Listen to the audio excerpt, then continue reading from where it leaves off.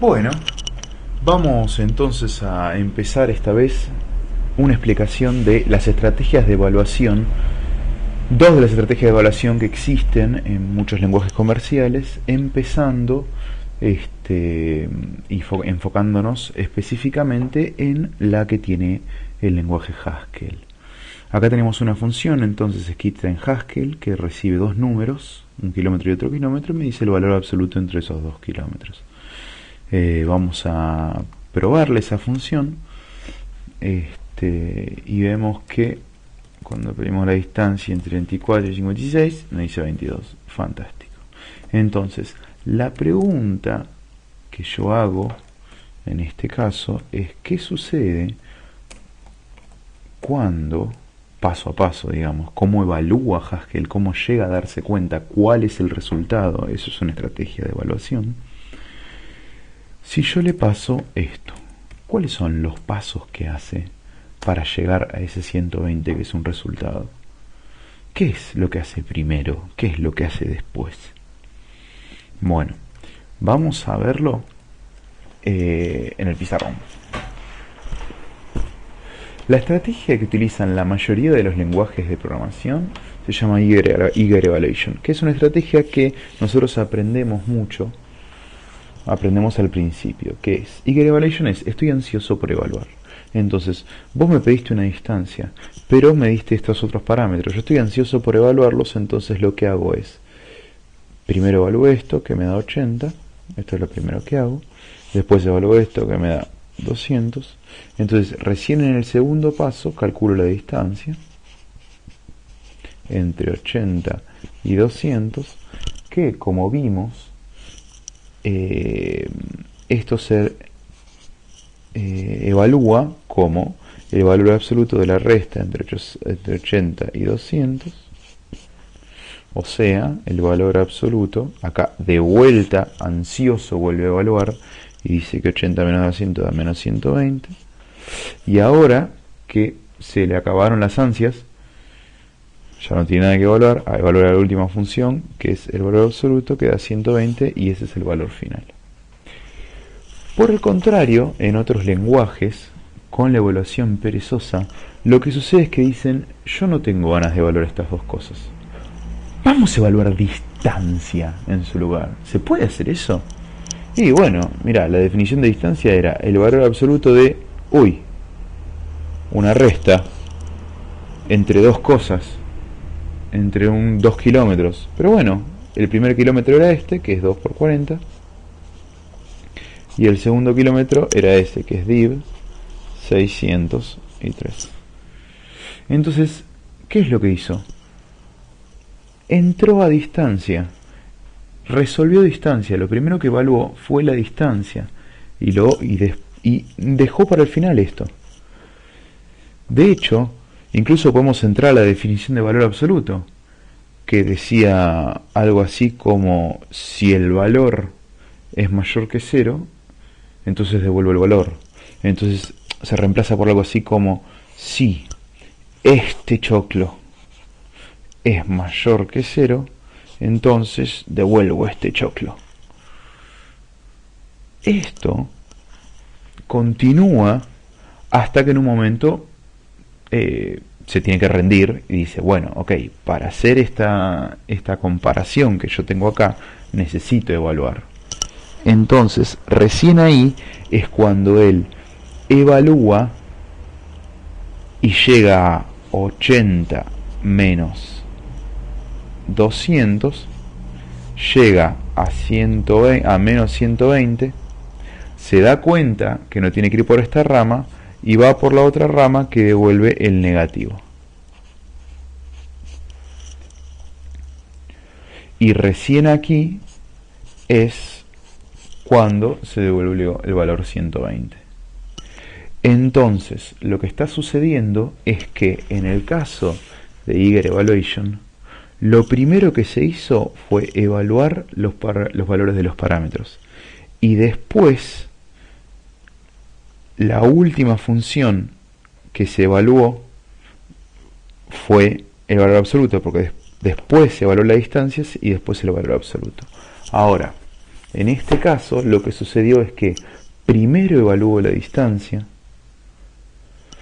después trato de ver el valor absoluto, y recién al final de todo, cuando me doy cuenta que lo necesito para saber si es mayor que 0, evalúo estas multiplicaciones. Entonces, lo que a mí me pasan por parámetro no lo evalúo hasta el final, hasta el momento en el que realmente lo necesito. Ustedes dirán, ¿para qué esta cosa tan complicada que hace Haskell? Bueno, vamos a ver qué es lo que sucede. ¿Se acuerdan de la función FST?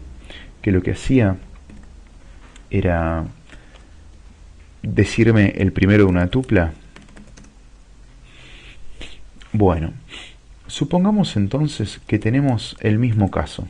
El caso en el que yo le mando 2 por 40 acá y le mando div 603 por acá.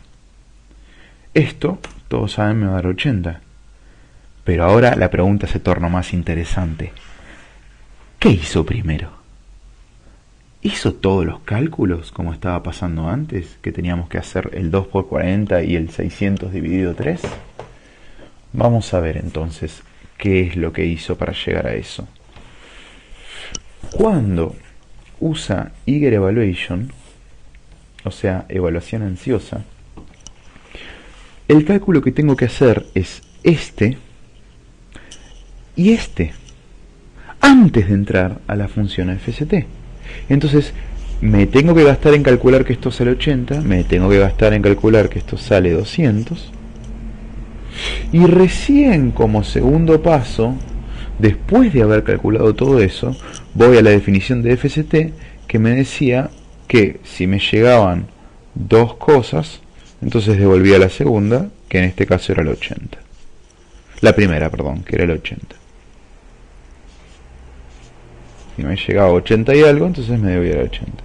Fíjense que este segundo valor no lo estoy necesitando, y sin embargo, como en muchos lenguajes de programación lo que hacen es, como son ansiosos, evalúan todos los parámetros antes de enviarlo. Ahora, lo que hace Haskell se torna más interesante. ¿Por qué? Porque dice, no, pará, ¿qué era lo primero que yo hacía? Primero intento evaluar FST.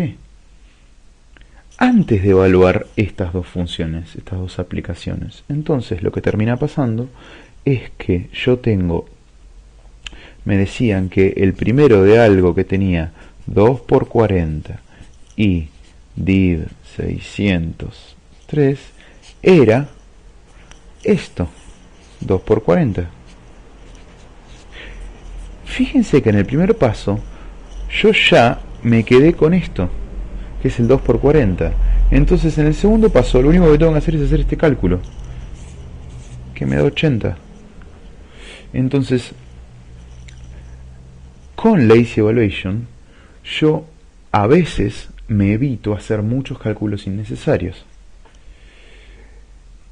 Esto se torna más interesante cuando tengo algunos programas que funcionarían en Haskell, pero no funcionarían en los lenguajes comerciales comunes. Por ejemplo, si yo pongo la distancia entre, vamos a poner el mismo ejemplo, 2 por 40, y en vez de poner 600 dividido 3, pongo 600 dividido 0, lo que sucede es que me dice, mirá, estás tratando de dividir por 0. Y está bien que me diga esto, porque él necesita hacer esa división para poder calcular la distancia. Ahora, ¿yo necesito hacer esta división para calcular cuál es el primero de la tupla? No, no lo necesito. Entonces, cuando le pregunto el primero de la tupla, me dice 80, porque recién después hizo el cálculo de 2 por 40. El cálculo de dividir 600 por 0 no lo hizo nunca. Nunca me tiró la excepción que sí me tira en este caso. En otras palabras, Lazy Evaluation me sirve para algunos momentos en donde yo no necesito calcular todos los datos. Cuando sí los necesito, como en este caso, no puedo escapar. Por más que tenga lazy evaluation Haskell, va a suceder lo que sucede en cualquier lenguaje de los que ya conocíamos. Entonces, esto me permite a mí hacer otras cosas que son más interesantes. Por ejemplo, yo en Haskell puedo escribir cosas como esta. Yo puedo decir, quiero una enumeración, quiero obtener una lista, yo quiero escribir, hola, quiero escribir enumerar desde 3, y que eso ande, y que me diga, me devuelva la lista 3, 4, 5, 6, 7, 8, 9, por ejemplo. ¿Ok? Entonces, una manera de conseguir eso podría ser recursivamente. Yo podría decir, por ejemplo, enumerar desde un número empieza con ese número, tengo que construir una lista, por eso pongo el constructor de las listas, y la cola de esa lista es una enumeración también. Solo que es una enumeración desde el siguiente. Ahora, habíamos aprendido que toda recursividad necesita un caso base. Necesito un caso base para llegar a un resultado finito. Pero ¿qué pasa si yo no le pongo ese caso base? ¿Qué va a suceder en este caso? ¿Qué va a suceder cuando yo le diga enumerar desde 3? ¡Epa! Me tira una lista infinita.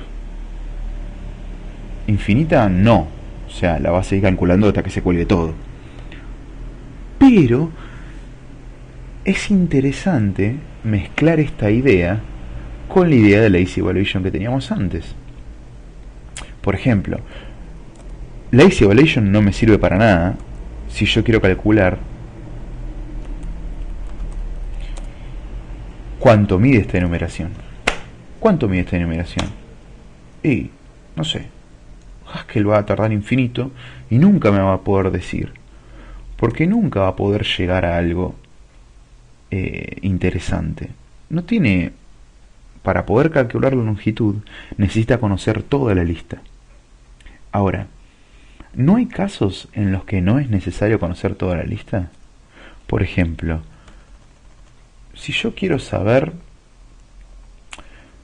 cuál es el primero de la lista, ¿me lo sabes decir? Ah, pero esto está muy bueno. Cuando yo le pregunté la longitud de la lista, calculó la lista infinita porque nada, la necesitaba toda, pero para poder saber la cabeza de la lista no hizo falta. De hecho, lo interesante es que si yo le pregunto la cola de la lista y corto así rapidito, tengo un montón de números para arriba, pero lo interesante es que empiezan desde el 5. Entonces es una lista infinita. Entonces no solo puedo usar funciones con listas infinitas y obtener un resultado final deseado, sino que también puedo usar funciones para obtener listas infinitas. Entonces Haskell es tan grosso que me permite a mí operar con listas infinitas, recibirlas, hacer operaciones que terminen en un resultado finito, o incluso hacer operaciones que me devuelvan listas infinitas.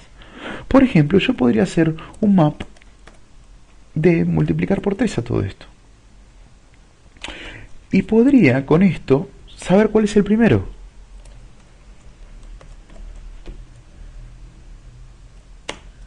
O escrito con composición, como aprendimos, cuál es el primero de multiplicar 3 a una enumeración.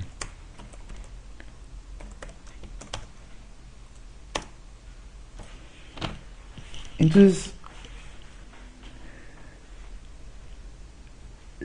la posibilidad de usar listas infinitas me permite a mí construir soluciones que yo antes no tenía en la cabeza, que yo antes no consideraba. Entonces, a partir de ahora, con estos chichecitos que tienen, como es Lazy Evaluation en el lenguaje Haskell, ustedes pueden construir nuevas funciones que permitan resolver problemas que antes no sabían que se podían resolver de esta manera. Por último, lo que les voy a decir es que la función enumerar desde ya existe y se escribe así, miren.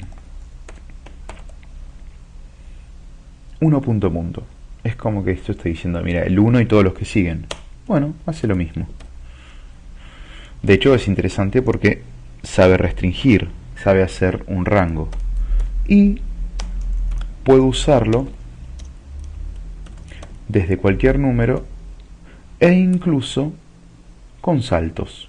Puedo decirle, mira, 6, 9 y dame los primeros 10. 6, 9, 12, 15, 18, 21, 24, 27, 30, 23. Esto que yo les estoy mostrando es en realidad un chiche. El concepto importante atrás es que cuando nosotros tenemos listas infinitas, podemos utilizarlas para resolver problemas siempre y cuando tenga sentido. Por ejemplo, si yo tuviera que saber cuál es el último de esta lista, no lo podría saber tampoco, porque necesito construir toda la lista. Entonces no me funciona la Lazy Evaluation, pero sí me va a funcionar para otra cosa, como por ejemplo saber cuál está en la posición 6.